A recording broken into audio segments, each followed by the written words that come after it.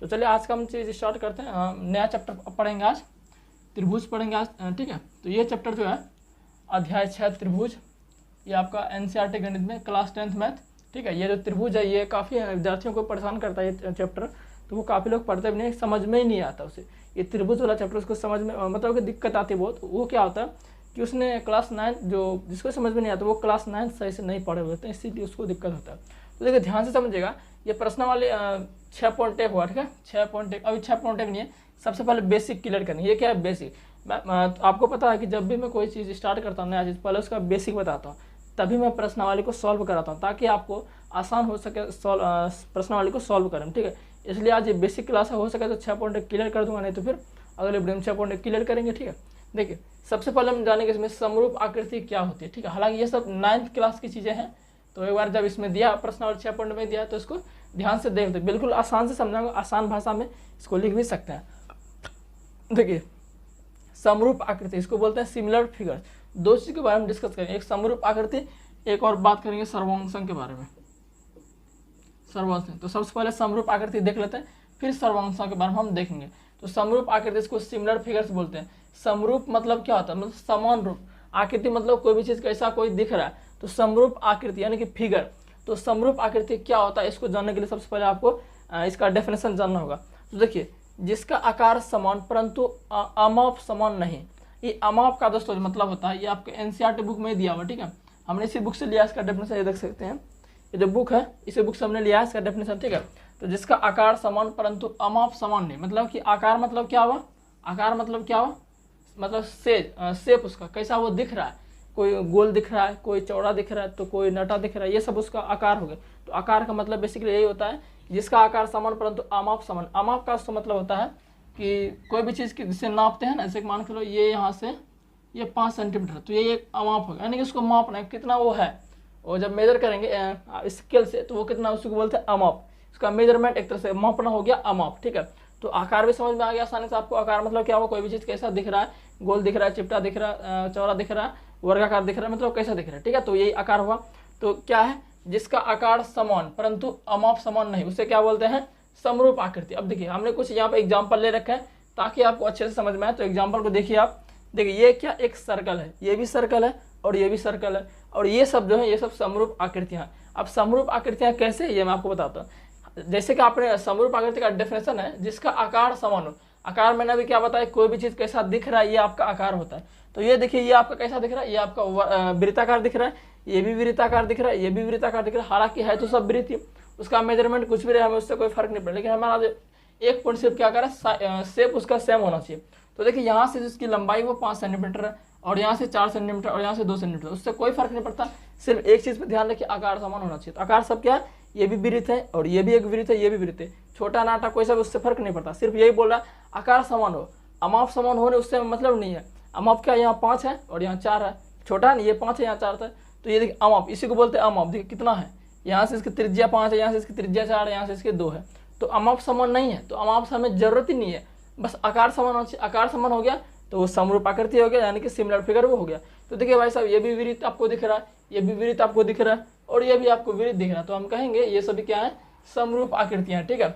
उसी तरह ये देखिए ये भी क्या आपका, ये भी एक तरह से स्क्वायर है, ये आपका क्या वर्ग, इसको बोलते हैं हिंदी में आप वर्ग बोलते हैं, वर्ग में जिसके चारों साइडें इक्वल होती है, ठीक है। तो देखिए ये भी एक वर्ग है, ये भी एक वर्ग है, तो ये भी क्या है, समरूप आकृतियाँ। हालांकि देखिए ये जो वर्ग है इसकी भुजाएं 4 सेंटीमीटर के और इसकी भुजा आपको 2 सेंटीमीटर के दिख रही है, उससे कोई फर्क नहीं पड़ता। अमाप की हमें जरूरत ही नहीं है, अमाप बराबर हो या पर बराबर नहीं है, उससे कोई फर्क नहीं पड़ता, हमें आकार समान होना चाहिए। तो ये भी एक वर्ग है, ये भी वर्ग है, तो बात भाई बराबर, समरूप आकृति हो गई है।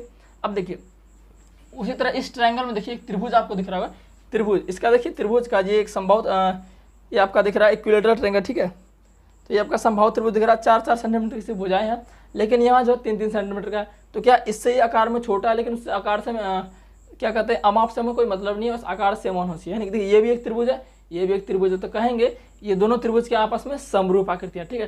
तो ये सभी समरूप आकृतियाँ के एग्जाम्पल थे। समरूप आकृति आपने बेसिक से बिल्कुल समझ लिया।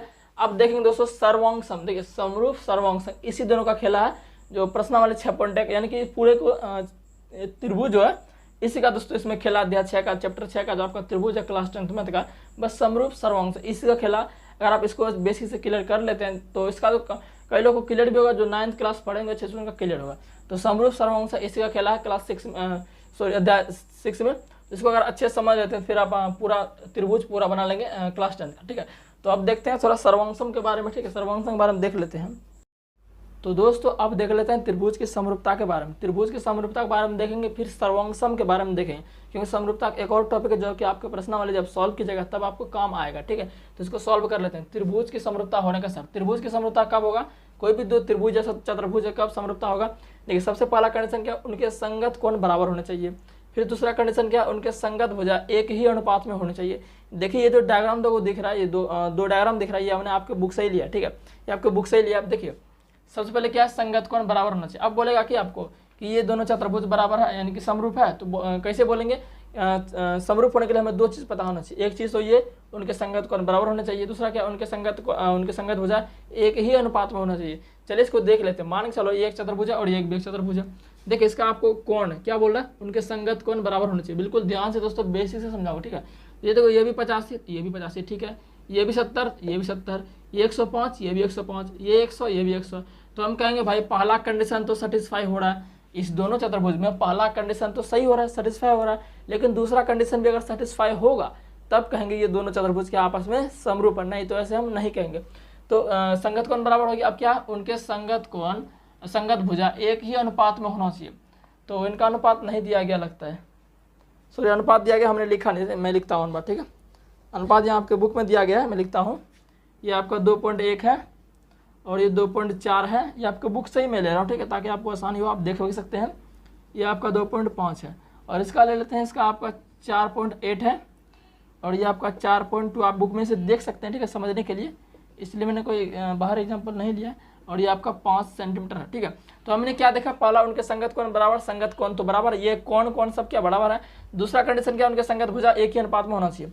तो संगत भुजा ये है, पहला ये भुजा, तो मान चलो ये भुजा 2/1, 2:1, अनुपात का मतलब क्या आता है, बटे। तो इसका भुजा इसके यानी कि इसका साथ इसके वाले साथ सीधे सीधे हम लोग कितना, ये आपका 4.2 है, तो 4.2 अब बराबर ये ले लिए, फिर ये लेते हैं 1.5, जब ये लिए इसका ये लेंगे 3.0 बराबर। अब ये लेते हैं तो इसका ये लेंगे, तो ये कितना है 2.5, अब बटे ये कितना है 5। बात आई सब समझ में। अब देखिए ये इसका लेंगे, ये तो इसका लेंगे, यानी कि 2.4 बटे 4. अब देखो कटाओ तो ये काट रहा, पॉइंट खत्म, 21 दूने 1/2, ये पॉइंट खत्म 1 और ये 2, और ये कितना आ जाएगा आपका, ये गड़बड़ हो गया क्या, ये 5.0 है ना, तो ये खत्म 5 से कम 25, 25 दूने 50, ये खत्म 24 से कम 24, 24 दूने 48। तो सभी दोस्तों आपका देख रहे हैं, ये भी आया आपका 1/2 और ये भी आपका 1/2 और ये भी आपका 1/2 और ये भी आपका 1/2। तो क्या है, संगत भुजा भी बराबर है। देखिए संगत भुजा बराबर आ गया, तो हम कहेंगे ये दोनों चतुर्भुज के आपस में समरूप है। ये क्या है, समरूप है।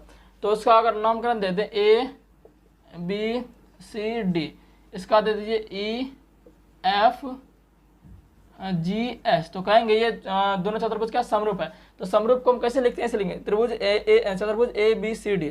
तो क्या लेंगे, चतुर्भुज ABCD, फिर क्या लेंगे EFGH क्या है, समरूप है। तो समरूप का चिन्ह बीच में हम ऐसे देते हैं, तो ये आपका क्या है, समरूप का चिन्ह, तो ऐसे लिखेंगे त्रिभुज चतुर्भुज ABCD समरूप है, चतुर्भुज EFGH का समरूप का चिन्ह हम ऐसे देते हैं, ठीक है। थोड़ा इसको कर छोटा, हाँ, तो ये हो गया आपका समरूप का चिन्ह। तो इस तरह से आप देख सकते हैं कि त्रिभुज की समरूपता होने के साथ आपका ही है। एक और एग्जांपल आपका बुक में दिया, इसको भी हम ले लेते हैं, ठीक है, ताकि आपको भी और क्लियर हो जाए, ठीक है। जिनको भी क्लियर, अब की बार जो एग्जांपल लेंगे इसमें पूरा क्लियर हो जाएगा, ठीक है, अब की बार के एग्जांपल में पूरा क्लियर हो जाएगा। चलिए जो दिया गया है इसको देख लेते हैं। दूसरा एग्जांपल आपके बुक में दिया गया है, ये देखिए जरा, ये आपको बुक में दिया गया है।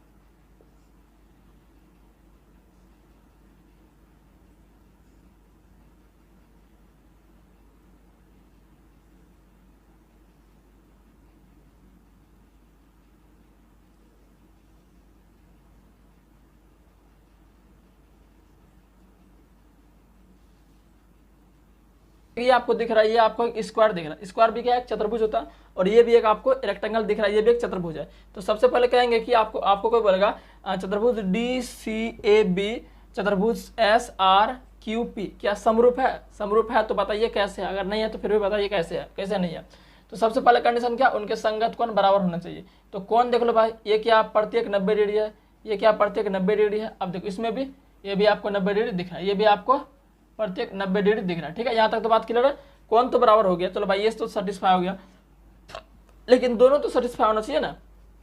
उनके संगत भुजा एक ही अनुपात में होना चाहिए। तो संगत भुजा ये, चलो ये कितना है 3 है, तो 3 आ गया।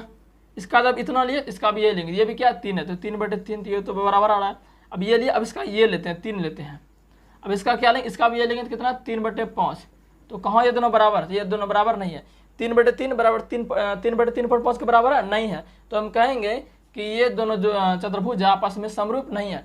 क्यों समरूप, वैसे भी समरूप नहीं दिख रहा। ये आपका एक क्या है, वर्ग है। हाँ, ये आपका एक वर्ग है, ठीक है, ये वर्ग है। और ये आप देखिए आमने सामने भुजा बराबर है, ठीक है, ये भी बराबर, ये भी बराबर, ये बराबर, ये बराबर।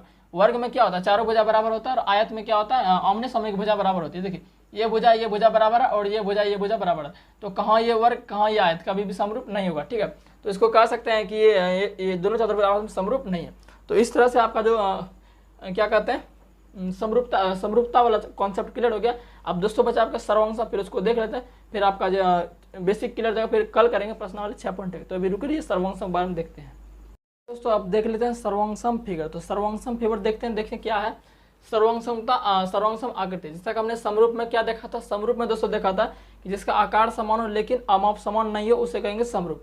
लेकिन इसमें क्या सर्वांशम में दोनों चीज हमें समान होना चाहिए, जिनके आकार समान हो। अब आकार क्या होता है, आकार होता है कि कोई भी चीज कैसा दिख रहा है, मैंने आपको बता दिया है। एवं अमाप भी समान। अमाप मतलब क्या कि वो कितना लंबा है, चौड़ा है, कितना ये है, छोटा है, नाटा, ये सब उसका हो गया अमाप हो गया। देखिए अब देखिए, मतलब इसमें जिनके आकार एवं समान, आकार समान एवं अमाप भी समान हो, उसे कहेंगे सर्वांशम आकृति। जैसे मान चलिए ये आपका सर्कल दिख रहा है, सर्कल मतलब वृत्त होता है। ये क्या वृत्त है, ये वृत्त की त्रिज्या 4 सेंटीमीटर है, और ये वृत्त की भी त्रिज्या 4 सेंटीमीटर है। तो कहेंगे ये दोनों फिगर क्या, ये दोनों वृत्त क्या सर्वांशम है। उसी तरह ये वृत्त देखिए, इसका त्रिज्या 3 है और इसका त्रिज्या 2 है, तो कहेंगे ये दोनों सर्वांशम नहीं है।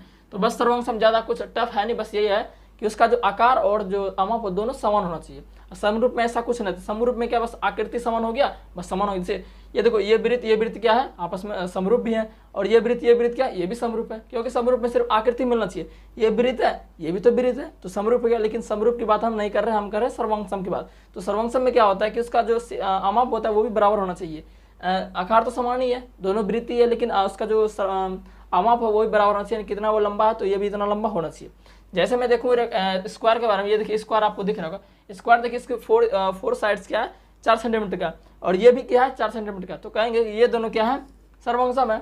उसी तरह देखिए ये वर्ग, ये भी आपको एक वर्ग दिख रहा है, इसका भी 5 सेंटीमीटर प्रत्येक भुजा दिया हुआ है, लेकिन इसका देखिए 2 सेंटीमीटर दिया। तो ये और ये सर्वांशम नहीं है। तो बस यही, ज़्यादा कोई सर्वांशम है नहीं। समरूपता थोड़ा उसमें क्या था कि पढ़े हम समरूपता की, त्रिभुज की समरूपता। बस अगर इसमें यही खेले हैं, समरूप और सर्वांशम, बस इस दोनों का आप क्लियर एक बार और इस वीडियो को देख लीजिएगा। थोड़ा आपके लिए टफ लगा, लेकिन मुझे नहीं लगता कि आपको टफ, इतना हल्का सा चैप्टर है, ठीक है। तो ज़्यादा टफ है नहीं, दोबारा देख लीजिएगा, फिर आपको कॉन्सेप्ट क्लियर हो जाएगा। तो प्रश्नावली 6.1 बिल्कुल आसानी से सॉल्व कर सकते हैं, ठीक है। तो कल दोस्तों सॉल्व करेंगे प्रश्नावली 6.1। आज के लिए इतना बेसिक सबसे पहले मैं बताता हूँ आपको, मैं पहले बता दूँ, ठीक है। तो चैनल को सब्सक्राइब कर दीजिएगा, क्योंकि पता है आपको हम जो भी पढ़ाते हैं सबसे पहले उसका कॉन्सेप्ट क्लियर करते हैं। बिना कॉन्सेप्ट हम कोई बात करते ही नहीं है। जब तक कॉन्सेप्ट में क्लियर नहीं करता, अगर मैं डायरेक्ट प्रश्नावली पढ़ाऊँ तो मुझे अच्छा नहीं लगता है। मैं सोचता हूँ क्या पढ़ा रहा है, उसको समझ में आ नहीं रहा।